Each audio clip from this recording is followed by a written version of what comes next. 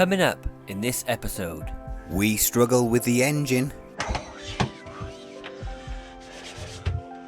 We tackle the rudder. And I bashed my head. It washes that side and sickle black Puriflex around there and sealed it all in and snugged it all in.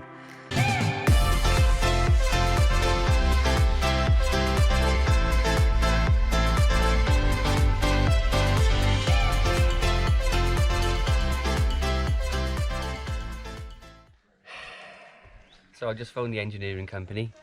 We've got some really good news, haven't we? Yeah. Prop shaft is made. Yeah. Rudder shoe has been fixed.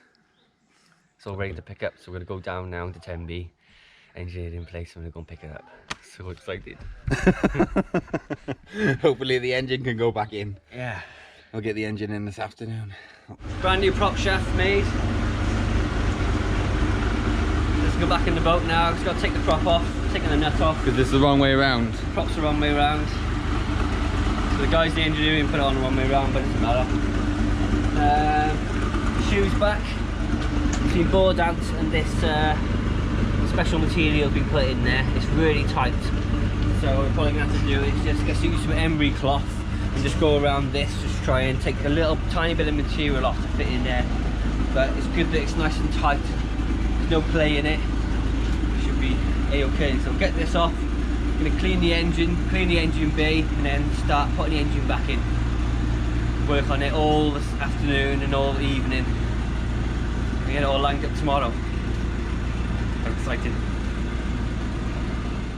This is a new prop shaft. You ready? Yeah. So this is what's happening? Just setting up the ratchet system. Yeah, this is our ratchet system. We've got a block of wood on top of here. And then we've got two ratchet straps that lift, take a bit of weight out of the engine so we can slide the engine in and get it out of the way. It'd just be wonderful to have the engine out of the way. Oh, this is exciting.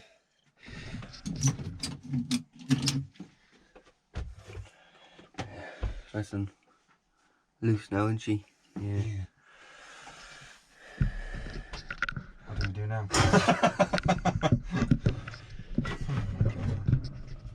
We could get a ratchet strap on round the engine body.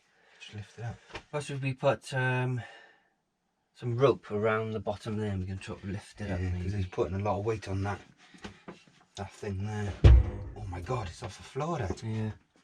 So we just try and push it back. Yeah.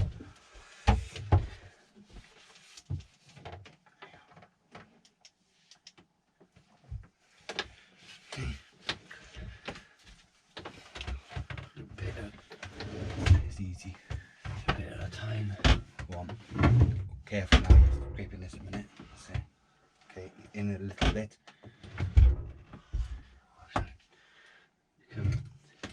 Hang on, scraping against the filter. Diesel filter.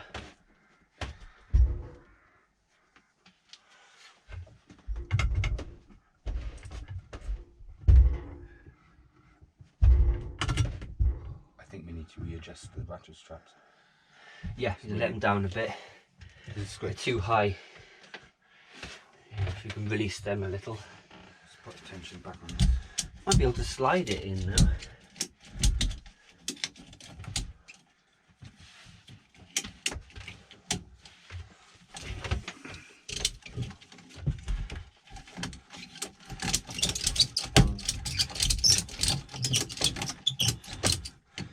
Okay. Sweeping each there. Is it damaged it? No, just take a bit of paint off. Okay, you want to scrape? No, I push it in a little bit more. Yeah, if you can. I don't know. Bit by bit. Not much weight off it. Okay. You got that side? Yeah.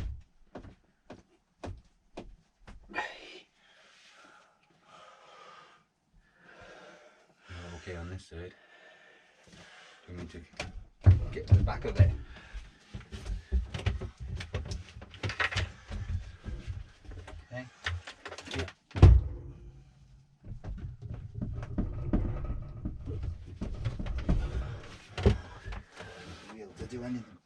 strap should take the weight of it. Yeah.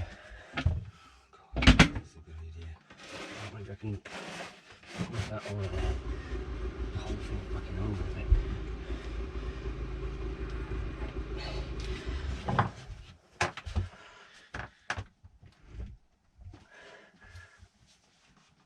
Oh, Jesus Christ. So as you can see, the engine is nearly in. We just got to raise the stern end of the engine up onto the engine bearers, and that's a difficult bit. So Alan's just making some more blocks of wood. We're going to move these ratchet straps to there because it tends to lift up the back of the engine up, and hopefully it'll go in. But it looks a hell of a lot better where it is now. Yeah, things are going well. Okay, left date. You can see the engine is back on its mount. It's just they don't open. It's It done just any fell on. damage to Yeah, anything. I've just got to get the shims underneath the back. Excuse me, it's heavy. Yeah, very Yeah, it needs to come forward. So after much to-ing and throwing, you know, to get the engine back in and get the shims back underneath. Well, you can't even see in there. Get the shims back underneath there. pretty well lined up, to be honest. Yeah, and under the feet there, and the engine mounts. So that's in. We put bolts in it hand tight. We're gonna attach everything now, diesel, electrics and everything, and then they're gonna come in tomorrow and align it.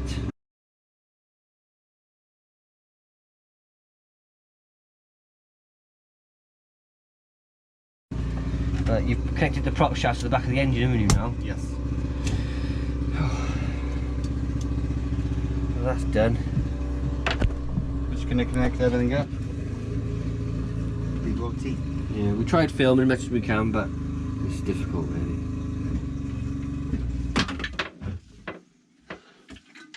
It was a nightmare, wasn't it? Well, it was not too bad, was it? Wasn't too bad. It's getting an engine in at the end of the day. Yeah. I'm really hungry. Are we gonna connect it up? Yeah, let's have a go.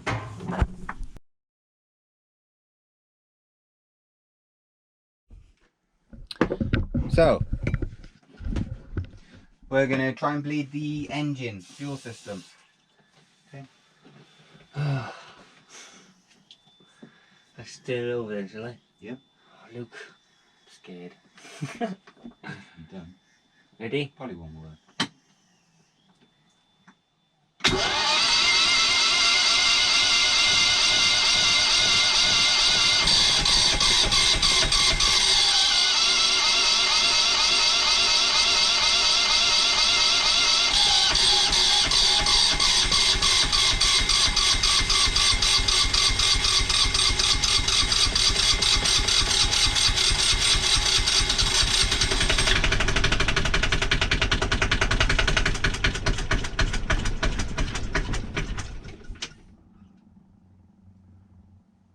Go.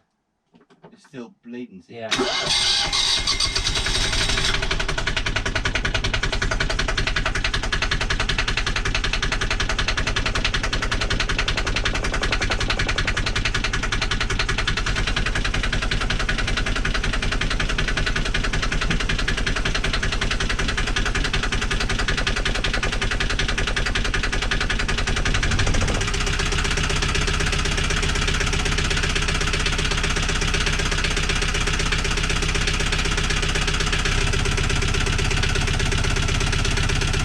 Alive!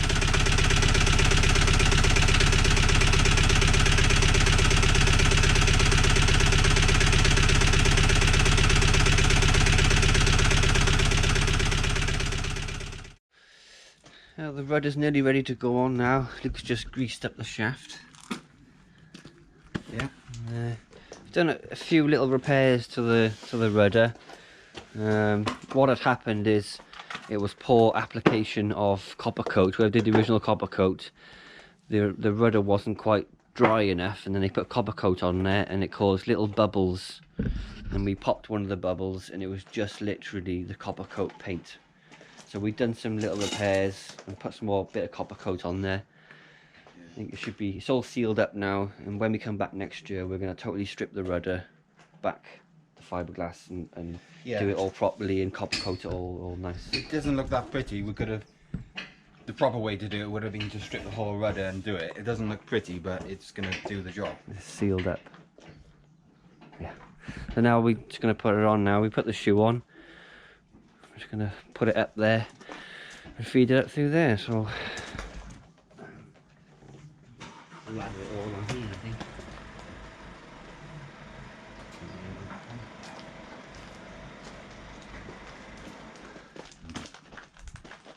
What we recommended.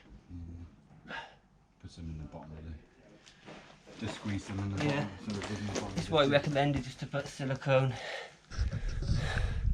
all over the shoe, bottom bit, both sides, and just to seal it up really a little bit more.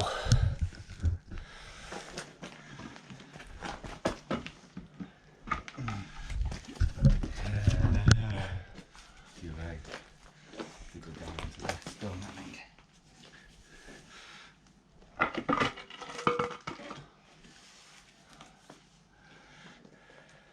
Right, I'll kick this under there so we can get up into the gap. I'll kick that under. Yeah. You ready?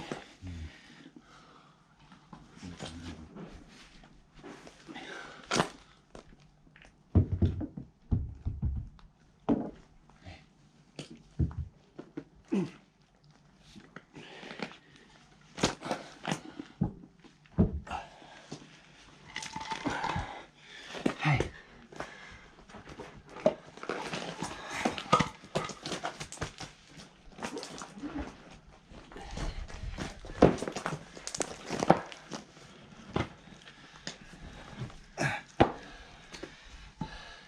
Okay, rest. Is this thing flopping it at the top? No. It's free, isn't it? Yeah, it's free. So that's what we got so far. Just got to push it all the way up into place. You try. Try to get up a little bit more. That's Max.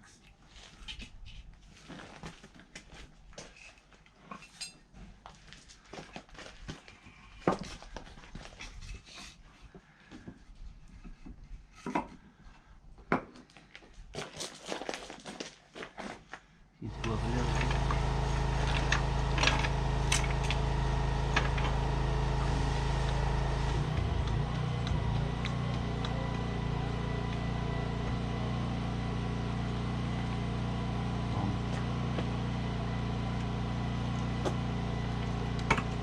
A lot of pressure.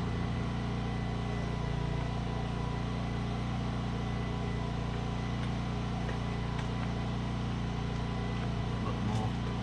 More. You sure that it's possible again? I know there's a lip on that side as well, but it's going okay. You've got more, do you think? I don't want to break anything.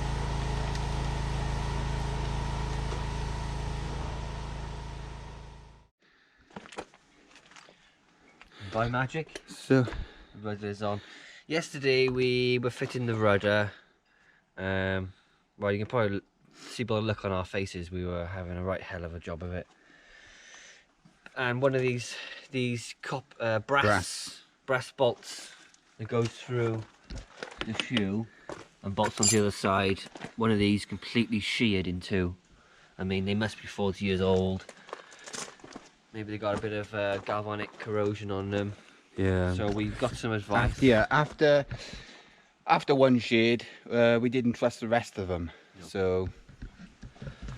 So, after getting a bit of advice, I'm looking online and asking Mark, who works here, Rudder's Boatyard, amazing people. We put some M10 stainless steel bolts through with washers this side, washers that side, and sickle black black Puraflex around there and sealed it all in and snugged it all in. That's what we advised to do. That's the advice we had. We just got to cut off the heads of these bolts now, and then that'll be the job done. The rudder's back on. Luke just bashed his head. Yeah, I did just bash my head. Yeah. We had a little issue getting the rudder on. I mean, because we had the shoe modified when it sits in here, so it was tighter. When we were putting the rudder stock back up into the boat, it was binding. It was binding, and the rudder would hardly turn. And we took it off 4 times and fiddling with it. Well, yeah, more than that. More than that, and we found out that, yeah, because this was modified, it's not going up how it used to. So we have to widen these holes slightly to M10s and put M10 bolts through. And now it's absolutely perfect around here. We put good sealant around there, and we're going to seal up here with some thickened epoxy just to protect it. Yeah, the rudder's nearly done. Needs a little bit more tidying up. It's raining again. Yeah, and another thing, these, they're going to cut them off, and there's going to be a little bit of resistance in the water, and they don't look the prettiest, but again, Practical. For what we've put on there, the brass bolts that we took off there were 9 millimeters thick. So that is like a really weird size to try and buy. So we've gone with M10s, which are 10 millimeter thick, and put stainless steel in there. It's over engineered, but for what we need, you know, just wanting the boat to be reliable, but more than pretty. It's nice to have a pretty boat, but you're not going to see this in the water anyway. No, I'll show you the other side. And it looks ugly at the moment because it's got Citaflex on there, but Puraflex 40. Puraflex 40. But after that one brass bolt snapped, we were thinking of just putting a bolt in, you know, in replace of the brass one. But once it snapped, and it snapped quite easily, didn't it? Really snapped, yeah. Hardly any force, and it just snapped in 2. The thruster's gone then, because if this shoe falls off, the rudder basically falls off. Well, it will fall off if you take the tiller off. So, yeah. I'm going to tidy this up a bit. Once all this goes off, I'm just going to sand away some of this black and tidy up the shoe. It'll look $1 million. It's raining again.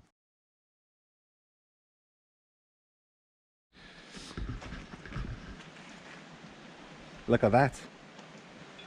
New cutlass bearing housing for the shaft.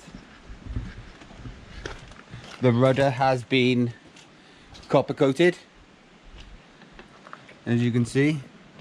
Basically what we done, we sanded the surface, and we applied 3 or 4 layers of copper coat yesterday. This cutlass bearing, brand new, cost 260 quid, comes with a cutlass in there for 25mm shaft. It's going to go on there, and then we're going to put the key and the prop back on. And we got our anode to go on as well. You said it right. I'm trying to say it right. So here's our old cutlass bearing housing. There's our new one. We've just gone to test fit it, and these holes are bigger, and the screws don't fit in. The screws won't fit in there. So we need to drill them out to 9.5mm, which is a bit worrying, but we're gonna, you know, this is what has to be done, so we're gonna do it.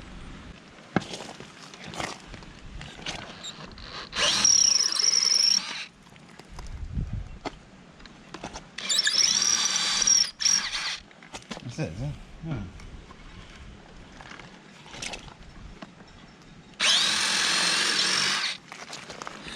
So I'm just putting Puraflex. If I say Citaflex, you'll say it's Puraflex. Will I?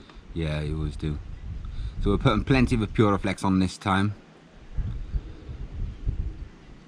And we haven't got a lever, that's why he's struggling there.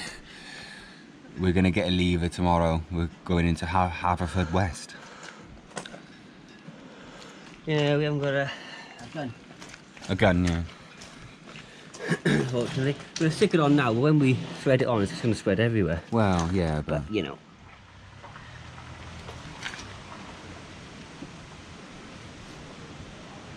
no, it won't do, will it? It won't do.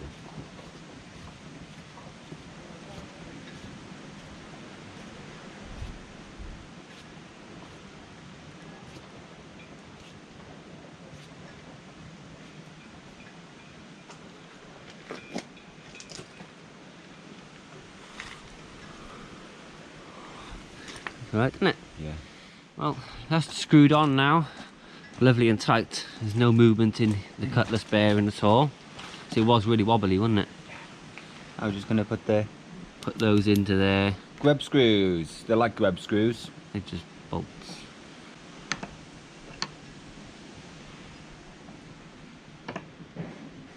So there she is, our brand new cutlass bearing in place.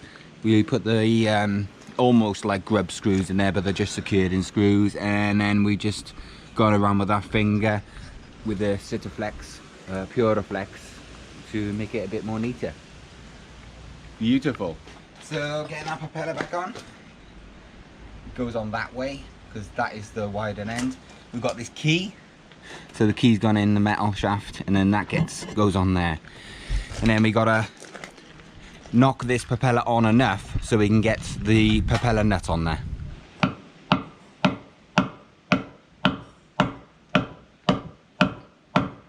Okay. Should we try the securing nut? Try it.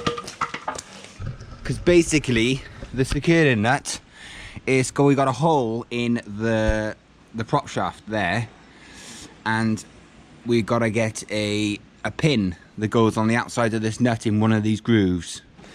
So there's the hole, the securing pin goes through the hole and fits in one of these grooves, and that's it. It's gonna go in It's there. a split pin. Split pin, yes. Wanna get a new pin?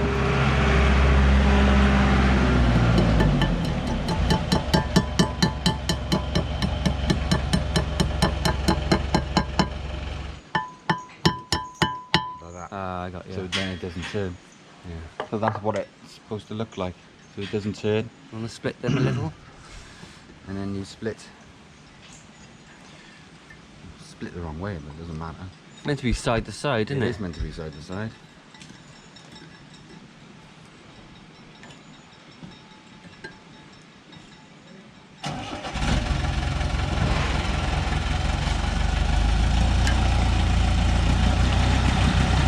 Yeah, I'll do it. Look. So that is the propeller completed.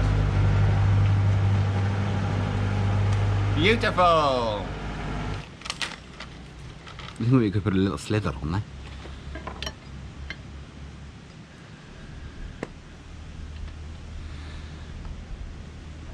I think we could cut it down there, put a little slither on there, then turn it around so it's butted up against there, so you've got a thick side there. Yeah. And just take some of that off. If there's about that much gap, that's enough for water cooling, isn't it? You're only going slow speeds. We're only going 5 knots with the engine. Yeah. I think we should try and cut it then. We have decided to use this, but we're going to cut a little bit of meat off it, so it's a little bit thinner. It's better than nothing. Within the rudder workshop using the vise. We're just cutting a little bit of meat off this anode, both sides. Should be enough for it to go on then and for the water to come out. Yeah. The cutlass bearing. Yeah, we done a bit of research online, and they said for the cutlass bearing to keep it cool, if you're going at high speeds and with a high revving engine, you've got to have good water flow, really good water flow to keep the cutlass bearing cool. But when you're doing like 5 knots max, then it's not so critical, so you can have a smaller space. We want at least 1 centimetre, I think, from the anode to the cutlass bearing, and that should allow enough water to come out, hopefully.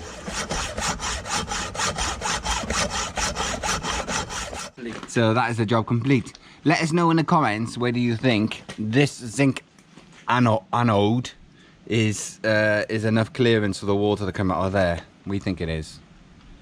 Just about. Just about. It's tight. Job done. Anode, propeller, secure nut, pin, cutlass bearing inside there, and the cutlass bearing housing.